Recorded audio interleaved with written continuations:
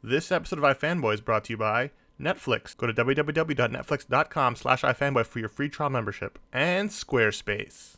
So why didn't you guys want to tell me what we were doing for the cold open? Hold still. Do it. What did... You are going to be a comic all-star, Connor. Please stop.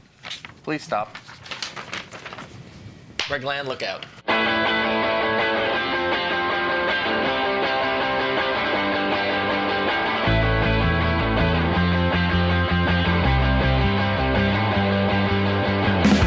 Welcome to iFanboy, the comic book discussion show from the website, iFanboy.com. My name is Connor Kilpatrick. I'm here with... I'm Ron Richards. And I'm Josh Flanagan. How you doing? The Admiral. And we are here today to talk about a pressing issue of the day in the comic book industry. $3.99 price tag. Oh, no. Oh, digital comics? No. Photorealism as an art style. Yeah. And... No. It's photo tracing. That's where I was getting to. Yeah. And the criticism of some photorealist artists and the term being bandied about these days, photo tracing. It's not more and more, but people are talking about it more and more. There's a lot more of it happening. You're noticing a lot more columnists and from the comics media pointing it out and making a case against it or for it. So we thought, we'd have a little chat about it. We've all got different opinions and thoughts around it. That's important when we're writing in afterwards. And we all have different opinions. And it's also important to disclaim that I can't draw. I can't trace.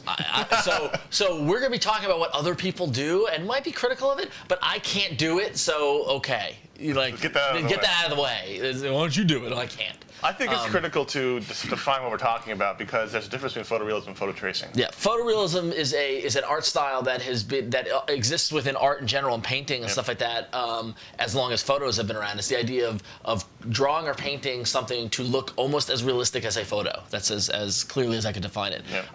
Photorealism entered into the world of comics probably in the 50s with like Alex Raymond and Al Williams and a lot of the newspaper strips that were done very photorealistic. But I don't know for sure whether or not they actually were light boxing, which is the process of putting an image on a box with the light, so then you can draw or you can trace around it. Yeah. Or if they were looking at photos and then drawing from there. But the stuff they did, and if you're interested in their kind of stuff, read Glamourpuss by Dave Sim, which I know seems crazy, but is actually a great history of the photorealistic art style as defined in the 50s by Al Williams and Alex Raymond. But so those guys got out there doing it within the comic strips. It entered into comics really in the late 60s with Neal Adams. Yeah. And Neal Adams was a student of the Al Williamson School of photorealism and brought it to comics. He really took that realistic term people talk about. That's when Batman went from goofy Silver Age to realistic style was with Neal Adams drawing him more like a real human being in a cartoon. And by realistic, I think the point you make is cartooning. Like comics up to that point have been mainly cartooning, cartooning. Well, and that's a cartoon is a phrase like, well, what does that mean? Right. You can sort of use it to describe generally like a cartoonish sort of thing. Right. To use the Scott McCloud sort of thing is something that's more iconic. Right. A line with two dots is iconically a face. Representative of a face, yeah. Representative of a face, whereas I don't forget the term that McCloud uses, but for the other side of the spectrum, being the thing that looks most like a photo, it's the thing that is exactly rendered to look real. Right. And those are sort of the two sides of that spectrum. And and so as the 70s progressed, Neal Adams and other artists kind of started playing with the photorealistic style. I mean, Jim Lee falls under photorealism, if you ask me. I mean, he's doing, he's coming, I think his style's iconic, cartoony. It's just very detailed. Interesting. I don't think he's really. A lot of cross. I think more guys like Kevin Maguire and Adam Hughes in their late 80s, early 90s were a photorealistic style. Yeah. But that's different than photo tracing because. Right. Photo tracing is a fairly new term in the comic industry, at least. Because Kevin Maguire didn't trace pictures of Sam Neill when he drew Maxwell Lord. He just looked at him and drew him because he was that talented. Right. Yeah. Then now you're in the era where people are actually tracing things or light boxing, which is the same thing, or just, using captures from things in Photoshop. What's interesting, what the defining factor is, at least in the past 10 years, has been technology. Technology is created tools, and the creators have learned those tools in a way that they can utilize them in ways never done before, which means I can take a picture of Connor, bring it in Photoshop, and have that as my background, and use the mouse to draw, or a Cintiq to draw, and I can draw Connor. Now, it should be noted. I can't do that. I've tried that, and I still can't do it. Look at comics from any era, really, and you will see comics, you will see Spider-Man standing in front of a backdrop, which is New York City. Yeah. That New York City was not drawn. It was brought in as a picture. A lot of the backgrounds have been light boxed in comics. That's something that's fairly common. You can see that a lot if you look back, and that's part of it. That's something that had been done. I think part of it is that the idea, as the casual reader, which I think we represent more than the seasoned pros or people actually doing this. Casual reader, in my mind, I get a comic book and somebody drew that entire comic book. Now, whether or not they were tracing over skylines, and I never knew, and it's that illusion that in my head, this is a piece of art made by the artist. We don't see through the curtain. But now, as technology has gone on, and the use of actors as reference or things like that, or specific photos. There are artists who shared their photos that they've used in their photo referencing. The veil is getting lifted, and you're seeing, oh, that's how they did it. And Google SketchUp as a tool to create, Joe Quesada was very transparent about it in the One More Day storyline. All of the buildings and the backgrounds he had designed in Google SketchUp, which is like a 3D modeling software, and then he just drew over that. Just talked about that in Stumptown. Yeah, exactly. And those are all tools they're doing to create their art. I guess the question that we're talking about here is, at what point does it not, it's no longer art created by a person, and it's just tracing an image and passing that off? I guess that's the real kind of the well, there's a definition of art that you need to go ahead and come up with. And the other question is it good or bad? Right. Does it take you out of the story? Yeah. Is it a good trend? Right. So we're gonna take a break, and we come back. We're gonna attempt to answer those questions and fail miserably. Netflix delivers movies directly to your home, saving you time, money, and hassle. As a Netflix Unlimited member, you get DVDs by mail in about 1 business day. Plus, you can instantly watch thousands of TV episodes and movies streamed directly to your PC, Mac, or right to your TV via Netflix-ready device like an Xbox 360, PS3, and a Nintendo Wii console. Watch as many movies as you want. Shipping is free, and there's never any late fees or due dates. Keep the movies as long as you like. DVDs by mail, plus instantly right to your TV. Get unlimited movies 2 ways for only $8.99 a month. As a new member and an iFanboy viewer, you get a free trial membership. Go to www.netflix.com/iFanboy and sign up now. Be sure to use this URL so they know we sent you. So one of the most popular photorealistic artists that have been around in the past 20 years probably is Alex Ross. Alex Ross kind of burst on the scene with Marvels and Kingdom Come in the 90s, and these were comic works that were painted. He had painted them in that photorealistic style. He is one of the first artists I remember that was transparent about that process. I remember getting the Kingdom Come trade paperback, and the bonus material had his references where he took pictures of his friends as the characters. Lit them the way that they would be lit in the frame. Yep, we saw Captain Marvel, Sal standing there as Captain Marvel, and I think his dad was the preacher. Yep. It was the pastor. Painted that, or penciled it from the reference, and then painted over that. Yep. And it, like, formed those into panels, pages, layouts. So now, I don't really remember anybody complaining when that happened. Because it's not photo tracing. It's different. We're still talking about two different painting. things. He's looking at a photo and then painting it. He's doing it freehand. He's not tracing something. We're still talking about two totally different things. Right. Tracing and photorealism are totally different things. So now another artist that comes to mind that's been very transparent about his use of photography is Tony Harris. Tony Harris with Starman as well as Ex Machina recently, and War Heroes, the ill-fated War Heroes. Only 2 issues came out, or 3 issues. More could come. Possibly. He takes vast. I've seen the photos on, like he showed me on his camera, all the posing, the guys with the guns and stuff like that. He then brings that in and integrates that into his artwork. How does he do that though? I don't know. He could be tracing. I don't want to go against Tony because I like his art. I really adore his artwork, but he uses photo reference quite a bit. So to me, the problem, and I've been thinking about this more, at least in regard to him, because I've been reading the old Starman books where he was actually just drawing. Yeah. I vastly prefer that. Yeah. Number one, you get taken out of it. I get taken out of it. I think recently he's been doing the Justice League covers for that Justice League Brightest Day miniseries. Okay. And he's using the same model for Max Lord as he used for Mayor 100 and Ex Machina, so it's the same guy. Yeah. So the Generation Lost one? Or? The Generation Lost miniseries. Okay. So when I get a cover with Max Lord, it's Mitchell 100 on the cover as Max. So that's a problem for me. Invincible Iron Man we talked about a lot in the show. The Iron Man show. Yeah. Not La Roca. Is it La Roca? It's La Roca. Yeah.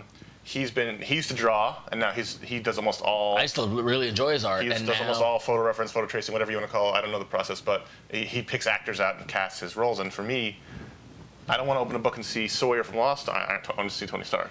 Right. You know, one of the other things that happens with that too is, and I think for me, what you're saying is absolutely valid. And in the second that you get taken out of something, the moment that happens, Mike Deodato, Tommy Lee Jones, and Norman Osborn, you're done. Yeah. I'm done. I don't know about you guys, but like Mike Deodato and drew Thunderbolts, and he drew Norman Osborn with the visage of Tommy Lee Jones. Pretty much, like that's the face that he used. Now how he got that on the page, I don't know. Right? Did he lightbox it? Did he draw it freehand? It doesn't matter. See, that part doesn't matter to me so much, because there's a lot of components in creating a comic book page. There's the image itself, which is what we're talking about. Then there's the storytelling and then layout and all that stuff that goes together, and whether they're telling the story and whether it keeps you in it or not. Now, when I see a face like that. That bugs me. I'm out immediately. As soon as I see the celebrity person that is A influencing. good example again is the Justice League cover. Tony Harris is the first cover had Michael Keaton as Booster Gold. Yeah. And it's just right away. You're just like Michael Keaton. You're not in the world. Booster Gold. You're not in the story in the world. Now you're looking at the faces that he used to pick. The other example, which has gotten probably because Michael Keaton is Batman. Right. What exactly. you're saying. He should only be used as Batman. The other example, which has gotten probably the most heat over the past few years, and was quite like a couple of years ago, was quite the hot topic, was Greg Land. He still is probably. It still is, but it's died down. Still working though. He's still working. But part of the problem with Greg Land is that he chose to photo reference or photo trace from a lot of things like fashion or porn, internet photo searches. And so there's a lot of girls screaming and things like that people found the sort. Well, yeah, that Pixie in delight. Pixie screaming in delight. Yes, yeah, exactly.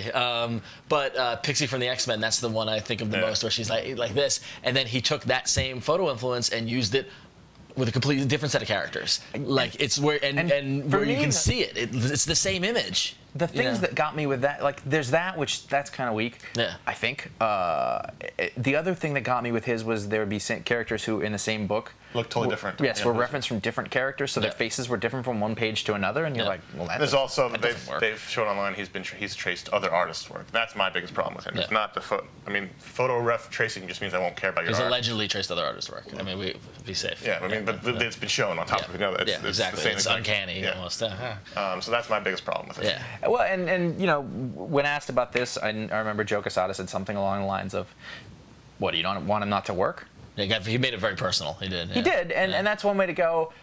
You know, at the same time, at the end of the day, there's a couple of things going on there. Are the people whose work was quote unquote swiped? Are they upset? Do they feel as if they were infringed upon? And that's the whole thing, because swiping, there's been a long history of, not swiping, but homages, of people drawing cover layouts, but they always credit it. But then swiping is something Art is a series of quotations of prior art. That's normal, that happens, Derivative, that's a thing. Somebody influences something else, you do your take on that, there's a distinct break. Blah blah blah, and where the line for that is, where it's acceptable to you, is probably different for everybody, every artist, every consumer, everything like that. You know, and at the end of the day, nobody seems to be suing Greg Land, right? And people seem to still be buying those books. Yeah. Now it's up to you as a consumer whether you want to continue to buy them, or if you want to take it a step further, or you don't want to support the company anymore. I guess you could do that too. Right. How much does it bother you? Right. Is the thing. Like at the end of the day, I don't like that style. I don't like the way it looks. And he's also on a book I'm not going to read, so it doesn't matter anyway. But you know, I remember Land used to do Nightwing. Yep. Back in the day, and I liked that back then. He was drawing more. Well, that's the sad thing, is that a lot of these guys show their talent in drawing, and then I don't know if it's that you want to try something different, you want to experiment, or if it's a speed thing. Although it's not helping a lot of people with with their speed. So I don't quite know. And then the question is that is it still art, or is it, I mean, that's the tough. Is it just another tool that someone's using? Well, it's all art, depending on how much you value it. Right. Well, and then what are you trying to accomplish? Yeah. That's the other thing. Are you trying to create a lasting work of art on its own, or are you trying to tell a story? Is it workmanlike work, or is it creation? You know what I'm saying? It's one of those things. I think one of the other problems that I tend to have with using photo referencing, and listen, photo referencing is different too. It's been done forever by everybody. For a year, yeah. It's not about photo referencing. That gets done. You haven't been somewhere in local. Ryan Kelly didn't go to all those places. People sent photos. Photo referencing is fine. From those. And it's amazing that photo referencing seems okay for inanimate objects and locations, but the moment you photo reference the people, people get all but out of shape. And that's a valid argument. I think one of the problems with that, and this is what I was getting to, is that I feel like I'm defending photo tracing. I don't think you are. Yeah. I don't even like that. I don't want to label anything as a photo trace because I don't know. I don't know what an artist does in his studio. I can say, this doesn't seem right to me. One of the things that always gets me is that stuff that is too, figures actually, who are too vigorously referenced in whatever ways are often very stiff and unrealistic. It's actually a problem. I don't like Alex Ross's stuff for that reason. Well, Alex Maleev. We were talking Alex Maleev's work on Spider-Woman. His art style is heading more and more towards the photo referencing. And it's lost the fluidity. It's more static, and it's lost the dynamic. If you look at his Daredevil work as opposed to his Spider-Woman work, and it's totally. He used to be one of my top 5 guys, and now he's not even. I don't care for it as much. But David Mack is a guy who's clearly used a lot of photo reference. Sometimes I feel like the photos actually get incorporated. Photos that he takes, it appears to be. Although there's been a scandal about him too. Yeah, there have. The photos, we'll just say for the sake of this, the photos that he takes are sometimes seem to be directly incorporated into the art, and that has to be a thing whether you like it or not. Right. Jack Kirby did photo collages and stuff that he all did. That space stuff. So. Yeah, but we'll take another break. We'll come back. We'll try to make sense of this. We're not going to. Squarespace is a publishing platform for anyone looking to build a blog, portfolio, or any kind of website. With blog tools that allow for iPhone updating on the go, hassle-free importing of sites from other environments, robust stats, and much more, Squarespace makes it super easy for anyone to build out and maintain a site that you could only dream of with other platforms. And if you have coding experience, Squarespace allows you to delve into the code and customize things even further. Tens of thousands of people all across the internet have been using Squarespace for years, and there are already great services only getting better by the day. Head over to squarespace.com to get a 14-day free trial, and be sure to use the promotion code iFanboy when placing your order to get 10% off the life of your account. So I think the important thing here is that we're asking a lot of questions, and we're really trying to kickstart the discussion here. And hopefully, go to iFanboy.com and you guys can discuss it in the forums. We want to hear what you think and all that sort of stuff. But I again, I'm not an artist. What's your line? What's when you are buying a book? What is it that you find acceptable? What is it you like? Invisible Iron Man, I couldn't do. I just couldn't do it. I find, what the funny thing about Invisible Iron Man is that I think that, and I don't know how it's done, but the stuff of Iron Man, the suit, the technology, the stuff like he's drawing, that all seems to look pretty good. And I don't know if he does that. You remember Chuck Austin did the War Machine book. Yeah. Now that whole thing was done by a computer. He designed all the figures and posed them and did the layouts and everything. It was kind of neat, I guess, at the time, but it was also a little stiff and it was a little bit raw.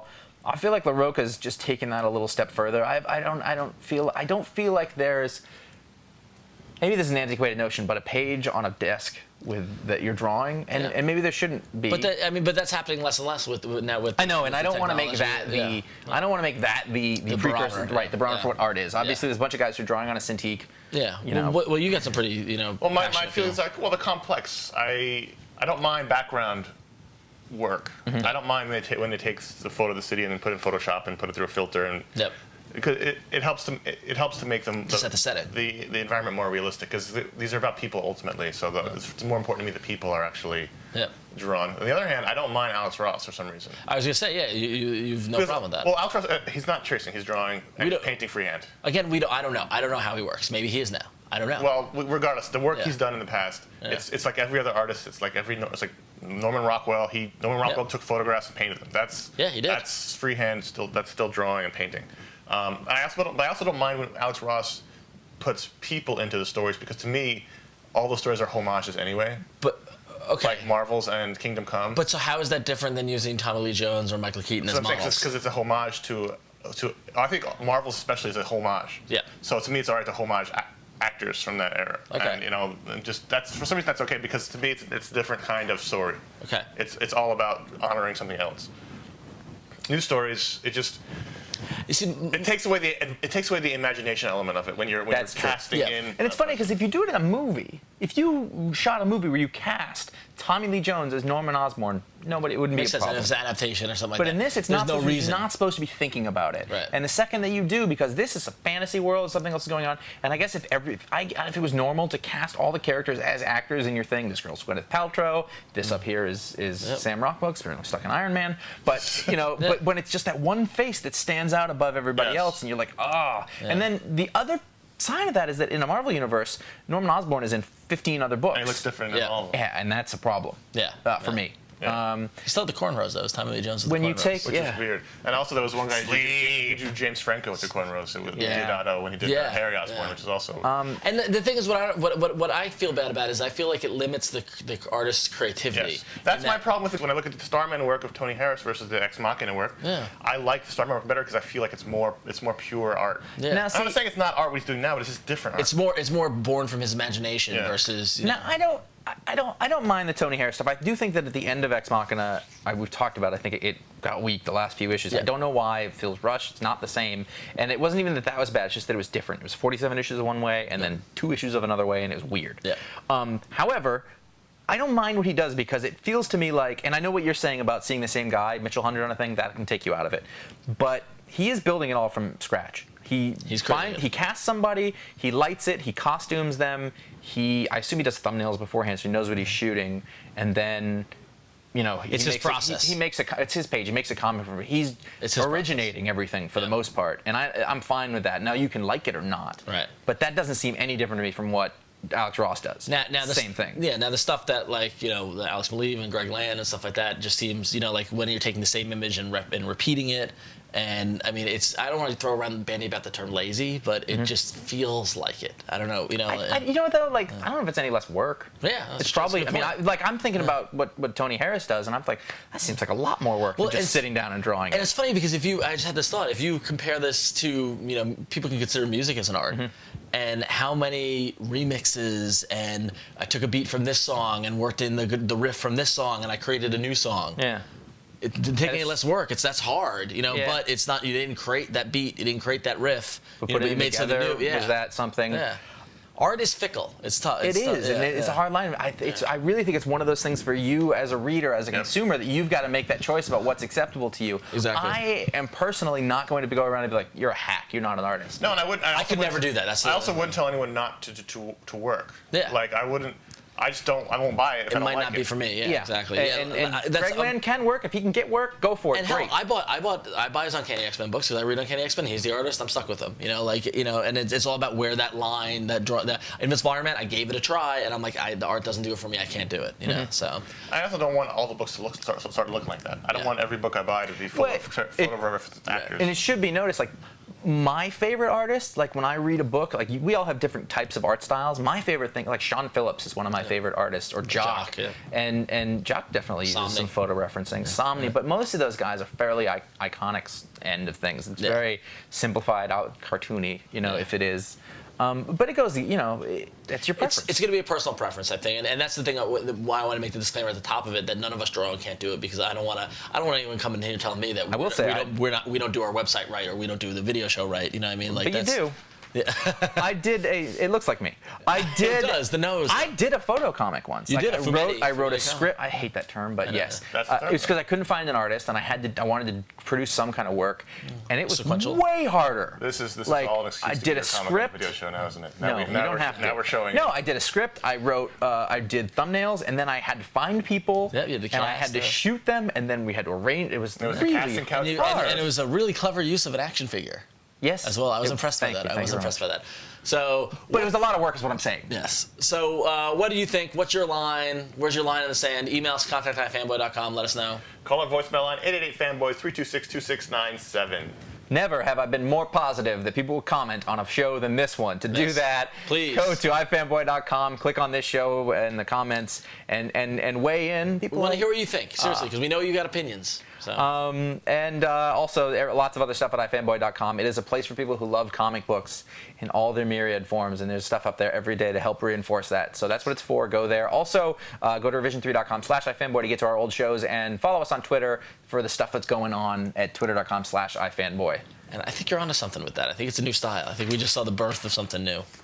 So the nose is a bit off. This is coming out in September. Nice. Solicited. It's been solicited. Yeah, it's been solicited. Josh, number one. We'll see it 2 years from then.